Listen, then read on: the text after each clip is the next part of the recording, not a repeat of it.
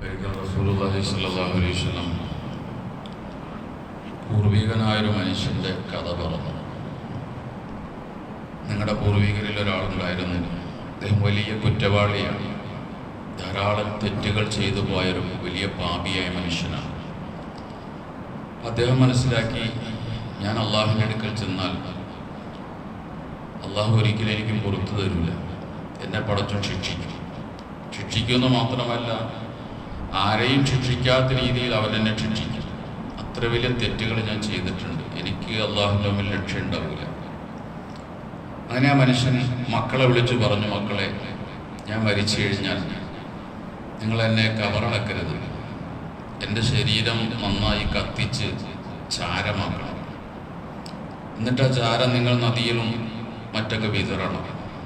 ഒരിക്കലും അള്ളാഹുവിന് എന്നെ പിടിക്കാൻ പറ്റരുത്, എൻ്റെ ശരീരത്തെ പിടികൂടാൻ അള്ളാഹുവിന് കഴിയരുത്. അങ്ങനെ കഴിഞ്ഞാൽ എന്നെ അള്ളാഹു വെറുതെ വിടില്ല. അങ്ങനെ വാപ്പയുടെ വസിയത്തനുസരിച്ച് മക്കൾ വാപ്പ മരിച്ചു കഴിഞ്ഞപ്പോൾ കത്തിച്ച് കരിച്ച് ചാമ്പലാക്കി നദികളിലൊക്കെ വിതറി. റസൂലുള്ളാഹി സ്വല്ലല്ലാഹു അലൈഹി വസല്ലം പറഞ്ഞു, അല്ലാഹു തആല ആ മനുഷ്യൻ്റെ ശരീരഭാഗങ്ങൾ ഒരുമിച്ച് കൂട്ടി. ആ മനുഷ്യന് അള്ളാഹു ജീവൻ കൊടുത്തു. ആ മനുഷ്യനെ അള്ളാഹു വിചാരണ ചെയ്യാൻ അവനോട് ചോദിച്ചു, നീ എന്തിനാണ് ഇങ്ങനെ ചെയ്തത്?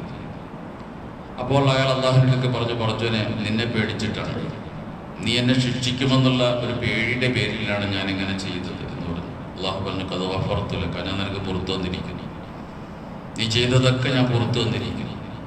ഇതാണ് പടച്ചോൻ. അള്ളാഹു ഉണ്ടെന്നും അവൻ എൻ്റെ പാപങ്ങളെ പൊറുക്കുമെന്നൊരു ബോധ്യം നമ്മുടെ മനസ്സിലുണ്ടെങ്കിൽ അത് പുറത്തു തരാൻ പടച്ചോൻ തയ്യാറാണ്. നമ്മുടെ പാപങ്ങൾ എത്രയെന്നുള്ളതൊന്നും പടച്ചോന് വിഷയമല്ല. അള്ളാഹ് പറയുന്നുണ്ട്, നിങ്ങൾ ആകാശം മുട്ടെ പാപവുമായി എൻ്റെ അടുക്കൽ വന്നാലും ഞാൻ പുറത്തു തരുന്ന റബ്ബാണെന്ന് നിങ്ങൾക്ക് ധാരണയുണ്ടെങ്കിൽ, നിങ്ങൾ എന്നോട് പൊറുക്കലിനെ തേടുമെങ്കിൽ ഞാൻ നിങ്ങൾക്ക് പുറത്തു തരും. പാപത്തിൻ്റെ വലിപ്പമോ അതിൻ്റെ എണ്ണമോ ഒന്നും എനിക്ക് വിഷയമല്ല, ഞാനല്ലേ നിങ്ങൾക്ക് പുറത്തു തരാനുള്ളൂ, ഞാൻ തരും എന്നുള്ള പറയുന്നു. മഗ്ഫിറത്തിൻ്റെ 10 തുടങ്ങിയിരിക്കുകയാണ്. അതിൻ്റെ 1-ാം ദിനത്തിലാണ് ഇപ്പോൾ നമ്മളുള്ളത്. ഇനിയുള്ള 10 ദിവസങ്ങൾ എന്നുള്ളത് നമ്മുടെ പാപങ്ങൾക്ക് മഗ്ഫിറത്ത് ലഭിക്കേണ്ട ദിനരാത്രങ്ങളാണ്. ഓരോ നിമിഷവും നമ്മൾ നമ്മുടെ പാപങ്ങളെക്കുറിച്ചുള്ളൊരു ആദിയും വ്യാധിയും പടച്ചവനോട് പറയുക. തെറ്റുകൾ മനുഷ്യ സഹജമാണ്, സംഭവിക്കുക.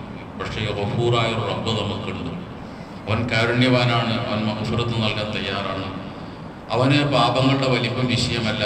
അള്ളാഹുവിനൊരു കാര്യമേ വേണ്ടുള്ളൂ, നമ്മുടെ മനസ്സ്.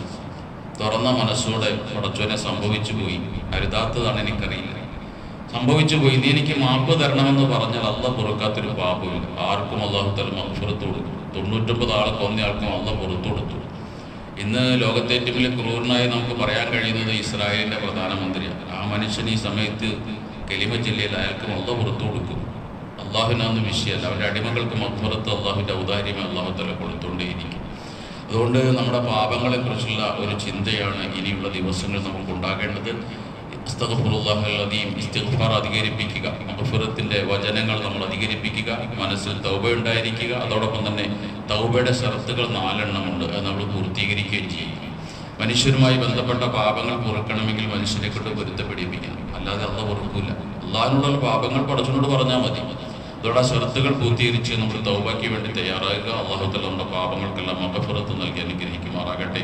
അവൻ്റെ സ്വർഗ്ഗത്തിൽ അള്ളാഹു നമ്മെ പ്രവേശിപ്പിക്കുമാറാകട്ടെ. സുബ്ഹാനല്ലാഹി വബിഹംദിഹി, സുബ്ഹാനക്കല്ലാഹി വബിഹംദിഹി, അഷ്ഹദു അല്ലാ ഇലാഹ ഇല്ലാ അൻത